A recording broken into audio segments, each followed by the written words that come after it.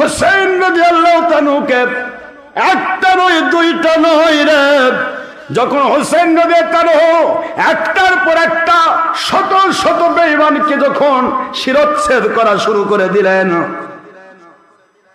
এই ভয়ে দূর থেকে তারা তীর মারা শুরু করলো। কাছে আসতে পারে না, তীর মারে দূর থেকে। তীর মারা দেখা হলো, গণনা করে দেখা গেল গো 133টা তীর তার শরীরে ঢুকাইয়া দিছে। কয়টা তীর? 133টা তীর, 33টা বর্ষা পুরা শরীরকে ছিদ্র ছিদ্র করে দেওয়ার পরেও আল্লাহর নবীর আওলাদ এখনো মাটির উপর পড়ে না। কি তেজ ছিল হোসেন রাদিয়াল্লাহু আনহুর শরীর মোবারক, কি তেজ ছিল হোসেন রাদিয়াল্লাহু আনহুর শরীর মোবারকে, পড়ে না।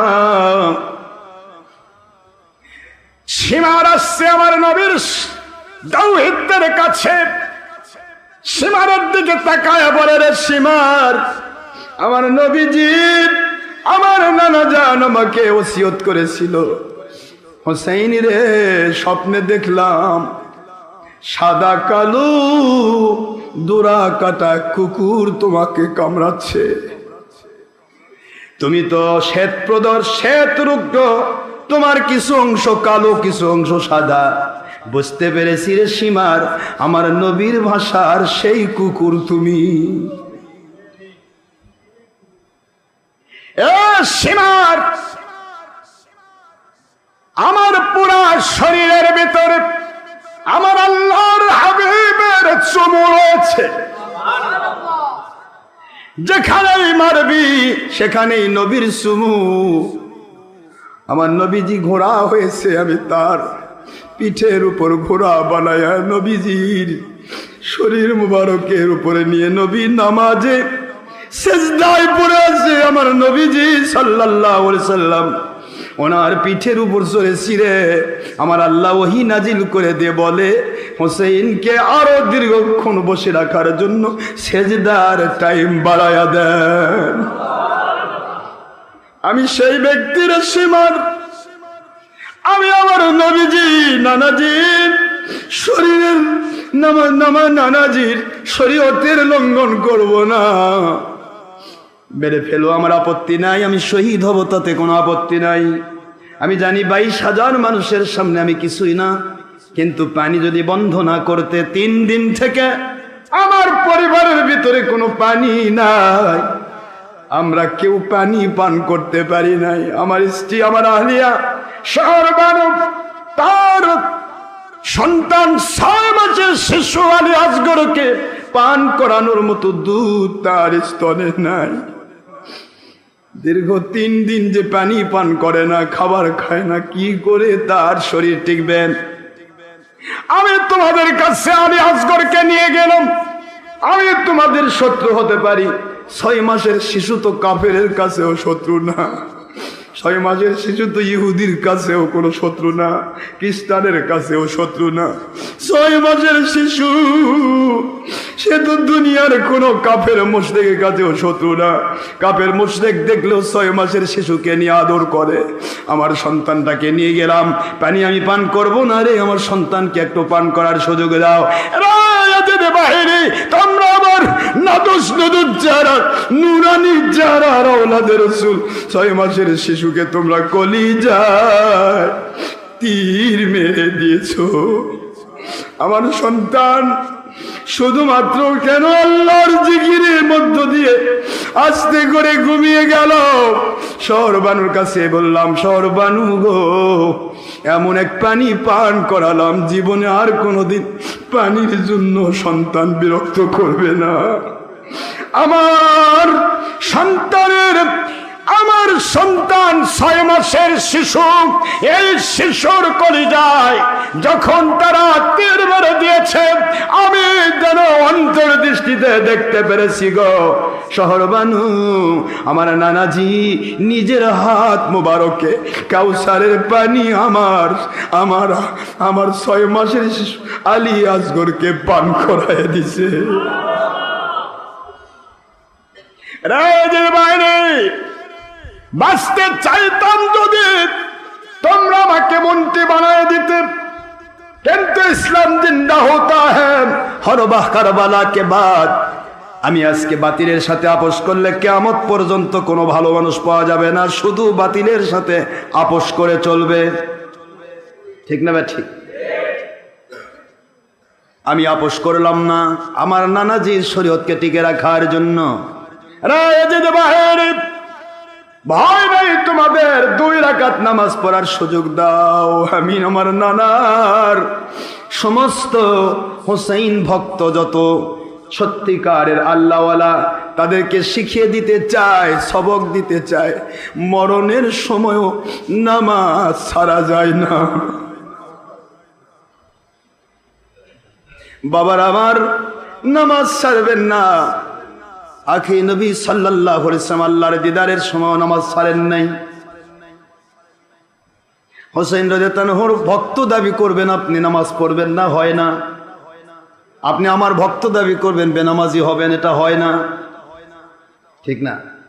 কথা বলেন না কেন? নামাজ আদায় শিক্ষা দিলেন। রে শিবার আমাকে ধরাশায়ী করা যাবে না, সুবহানাল্লাহ বলেন। আমি নামাজে রত হব, সেজদার জন্য মাথা, সেজদার জন্য মাথা আমি মাটির উপর দিয়ে দিব, তখন আমার শিরচ্ছেদ করবে। আমাকে এমনি মাটির উপর ফেলান যাবে না। সুবহানাল্লাহ বলেন, সুবহানাল্লাহ। 1000 তীর মারো, 1000 বর্ষা নিক্ষেপ করো, আমার মালিক আমার নবীজির মহব্বতে আমার ভিতরে প্রাণ শক্তি দান করেছে। আমি দেখতে পাচ্ছি না আসমানের দরজা খুলে গিয়েছে, জান্নাত আমাকে ডাকতেছে, জান্নাতের সুগন্ধি আমার নাকে আসতেছে।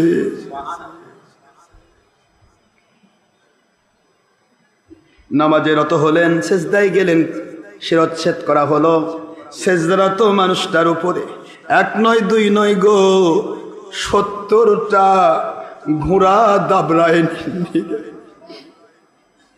শিরচ্ছেদ করা মানুষের মাথা নিয়ে পাগলের মতো, এই নির্বোধের জাত পাগলের মতো শিরচ্ছেদ করা শিরটা মাথাটা নিয়ে বসরা কুফা দামেস্ক পুরা এরিয়ার মধ্যে তারা উল্লাস করে নিয়ে ঘুরতেছে। আর এই যে শরীর মোবারক পরে থাকলো, শরীর মোবারকের উপরে জালেমের গোষ্ঠীরা মুসলমান দাবিদার নামাজ জামাতের সাথে পড়ে এসে এরা এই শরীর মোবারকের উপরে 70টি ঘোড়া চালায়া দিল। একটা লাশের উপর, মৃত শরীরের উপর যদি 70টা ঘোড়া দাবার দেওয়া হয়, এই শরীরের অবস্থা কি হবে? এত জুলুম করেছিল ইয়াজিদ বাহিনী। হুসাইন রাদিয়াল্লাহু আনহুর ব্যাপারে তারা দেখেছিল, বুখারীর হাদিস তারা পড়েছে। আজকে সারা বাংলা নয়, সারা পৃথিবীর সমস্ত যত আলেম আছে, যত রকমের মুন্সি মৌলবি আছে, যত ইমাম আছে, খুতবার মধ্যে পড়ে আল হাসানু ওয়াল হুসাইনু সাইয়্যিদা শাবাবি আহলিল জান্নাহ ওয়া ফাতিমাতু সাইয়্যিদাতু নিসাই আহলিল জান্নাহ।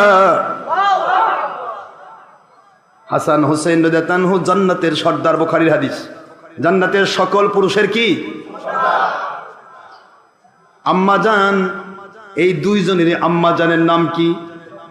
একটু জোরে বলবেন। এই দুইজন জান্নাতের সর্দারের আম্মা জানের নাম ফাতিমাতুজ জাহরা খাতুনে জান্নাত, জান্নাতের সকল মহিলার সর্দারিনী। সেই হুসাইন রাদিয়াল্লাহু ইয়াজিদ বাহিনী কি ফতোয়া দিয়েছিল? বায়াত অস্বীকার করলে মানুষ কাফের হয়। ইয়াজিদের বায়াত অস্বীকার করে হাসান হুসাইন নাকি কাফের হয়েছে। নাউজুবিল্লাহ বলুন।